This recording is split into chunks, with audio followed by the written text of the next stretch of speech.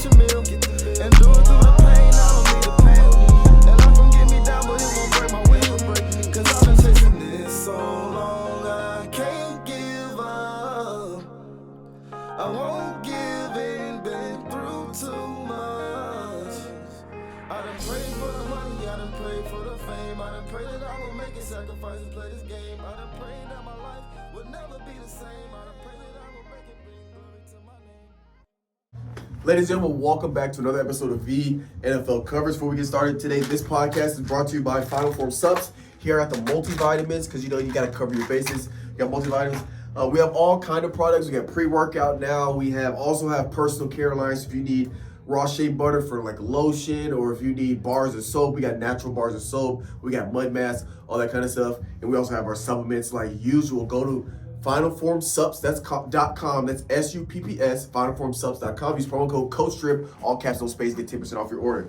All right, ladies and gentlemen, we have some exciting stuff to talk about, because the wild card round of the NFL playoffs, it's definitely exciting.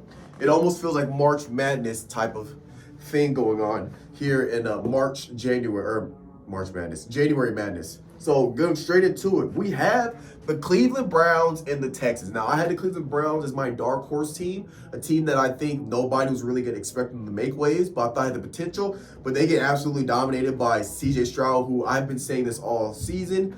On the episode, CJ Stroud has played phenomenal. He's looking like he's going to turn the Texans into a dynasty, and he's playing well. So Browns lose to the Texans 45-14. Joe Flacco had a decent game, but he threw 2 interceptions to 1 touchdown, even though he had 307 yards. They couldn't really get it going on the ground, which is going to be a theme here that I want to talk about later. But the Texans they get it done, and CJ Stroud had 274 yards, 3 passing touchdowns. Singletary had 66 yards and a tutty.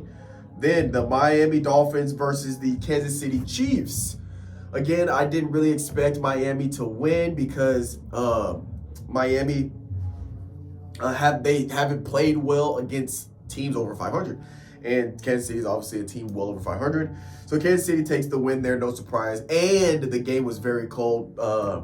Believe the wind chill was like -27 at the time of the game, -30. And Miami was 0-4 in games at under 45 degrees. All right, these are all these crazy random stats. But weather does play a part with a team like Miami and teams that don't really play in cold weather. That definitely plays a factor. So Chiefs take the win 26-7. Patrick Mahomes had 262 yards, 1 passing touchdown. And then Pasquio, I don't know how to say his last name, I apologize, but he had 89 rushing yards, 1 tutty. I enjoy watching him run, because he runs so hard, and I just appreciate, how hard he plays. And not only that, but Rashee Rice had 130 yards, 1 tutty, and Travis Kelce has 71 yards receiving. Moving on to the next game, we have Green Bay Packers, Dallas Cowboys. I'm going to have to sit on this one for a second, because Dallas Cowboys get absolutely embarrassed there. They started the game off just rough. They didn't show up there at the beginning. They started to somewhat get it going, because they did end up scoring 32 points, but Packers scored 48, so Packers win 48-32. And it was just a demolishing, embarrassing game to watch if you are a Dallas Cowboys fan. I'm a Dak Prescott fan, and I just hated to see it. But besides that, Jordan Love looks pretty darn good. Jordan Love and Aaron Jones is back in full effect. He's been battling some injuries here and there. Shoulder, he had a back injury he was out from. But Aaron Jones has 118 yards with a tutty. Jordan Love has 272 yards and 3 passing touchdowns. And what I'm going to talk about later is how important the run game is in the playoffs.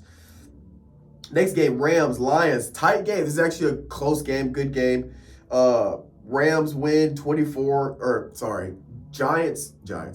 Detroit Lions win 24-23. Good game. And then Puka Nunca sets the single-game NFL playoff record for most receiving yards by a rookie. He has 181 receiving yards. So already looking like they have something to build around between him and Cooper Kupp.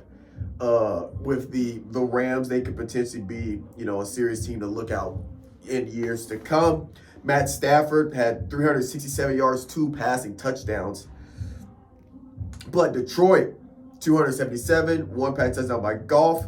But Gibbs with a touchdown, and Montgomery with 57 yards and a touchdown, and St. Brown with 110 receiving yards there.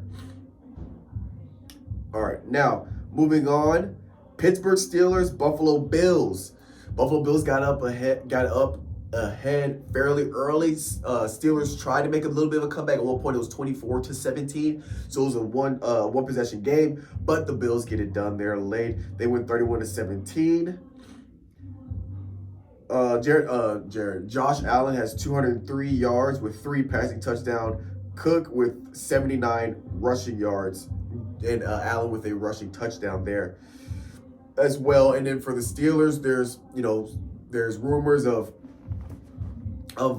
Mike Tomlin retiring, maybe going to a different team. It's his contract year, and he's never come down to a contract year without an extension. But apparently, as of right now, there's a rumor that he plans on coaching the Steelers going into the 2024 season. So there is that. It's a rumor. It has not been officially confirmed, but it's a rumor that he's planning on coaching next year.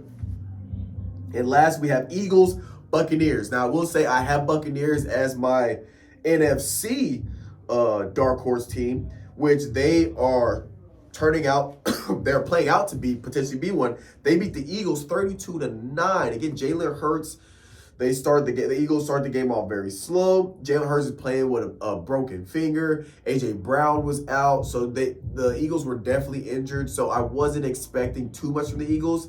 And again, I did have the Bucs in my dark horse team because Baker Mayfield has been playing more consistent towards the end of the season, and they were starting to have some momentum in winning games here, the last half of the season, and they've become more consistent. Mike Evans has been playing phenomenal, and we saw it happen.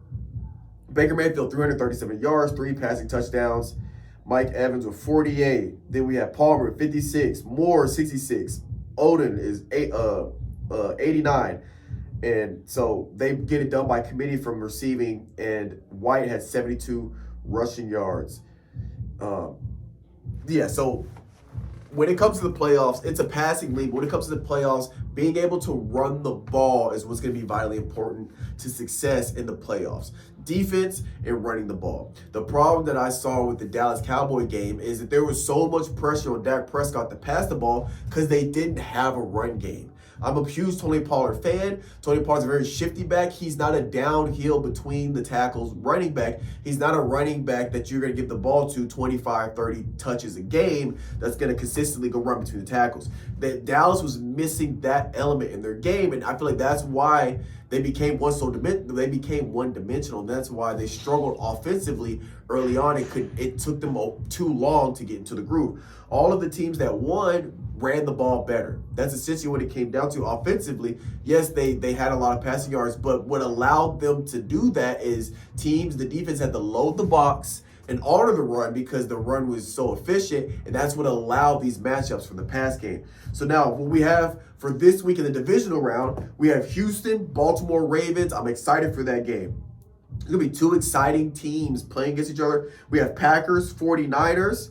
We have Bucks, Lions, Chiefs, Bills. I think all 4 of these games are going to be exciting games. I'm looking at them. The only one I would pick that I think was a for sure win is the 49ers, but the way Jordan Love is playing, there's no telling. They got Aaron Jones back. He's been playing phenomenal. He's had 4 consecutive 100-yard games. The last 3 games of the season, he had 100 yards plus. This game, he had 100-plus yards. So he's had 4 consecutive 100 yards. Again, if you got a running back that's going to rush for over 100 yards, your likelihood of winning is higher. So for 49ers, can they stop the run game? And then if you look on the other side, 49ers, you got Brandon Ayuk, you got George Kittle, you got Christian McCaffrey, you got Deebo Samuel, you got Brock Purdy. You got just weapons on offense, just absolute weapons on offense.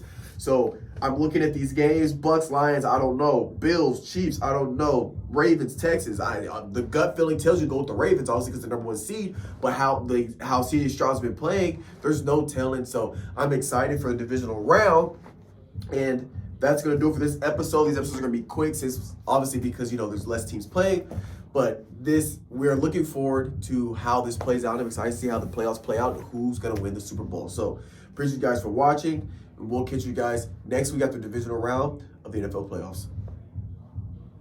Destiny, I'm gonna chase my dreams. My life has